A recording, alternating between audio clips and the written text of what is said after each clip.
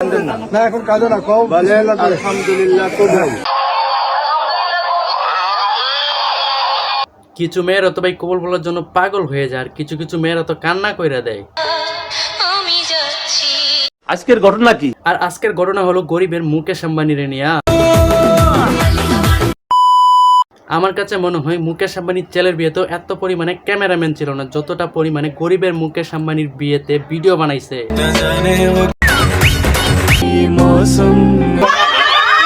এরা এই কয়েকদিনে এত পরিমাণে ভিডিও আপলোড করছে, আমার মনে হয় আমার লাইফে আমি এত পরিমাণে সাইকেলের হ্যান্ডেল পর্যন্ত মারি নাই।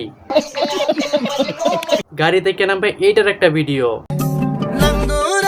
গাড়ি থেকে বউ নামবে এইটার একটা ভিডিও, দুইজনে মিললে হাঁটবে এইটার একটা ভিডিও লাগবে। কি মানুষ রে বাবা। এই বান্দা এত পরিমাণে ভিডিওর দিকে ফোকাস দিছে, আমার কাছে মনে হয় এই বান্দা নিজের বউর দিকে তাকাইতে সময় পায় নাই। জি স্যার, আপনি ঠিক বলিয়াছেন। এই বিয়েতে উপস্থিত ছিল শুধু বউ ব্যবসায়ীরা, যেগুলোরও কাজ ছিল শুধু ভিডিও বানানো।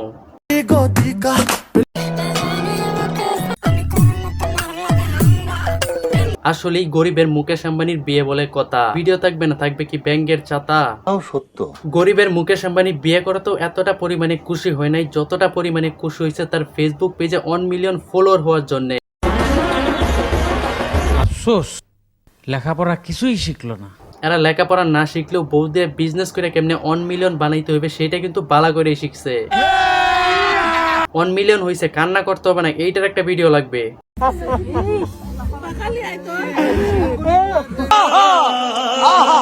ভাই আমি অনেক পাগল দেখলাম, কিন্তু ওনার মতো একটা পাগলও এখন পর্যন্ত দেখি নাই।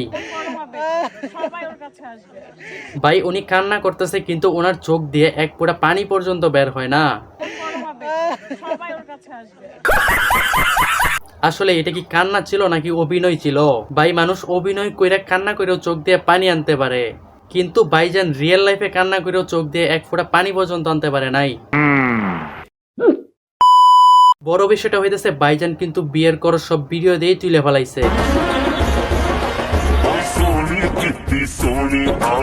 মনে হয় মুকেশ আম্বানির বিয়েতেও এতটা পরিমাণে মজা পাইছি না, যতটা পরিমাণে মজা পাইছি গরিবের মুকেশ আম্বানির বিয়ের ভিডিও দেখা।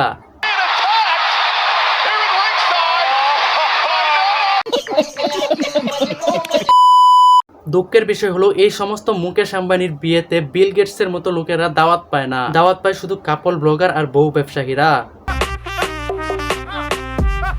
এই সমস্ত মুকেশ আম্বানিরা দেশকে রিপ্রেজেন্ট না করতে পারলো, এদের বউকে কিভাবে রিপ্রেজেন্ট করতে পারবে এইটা কিন্তু ভালো করেই জানে। কেসটা তুমি ধরেই ফেলেছো। তো চলুন দেখে আসি এরা কেমনে বউকে রিপ্রেজেন্ট করে।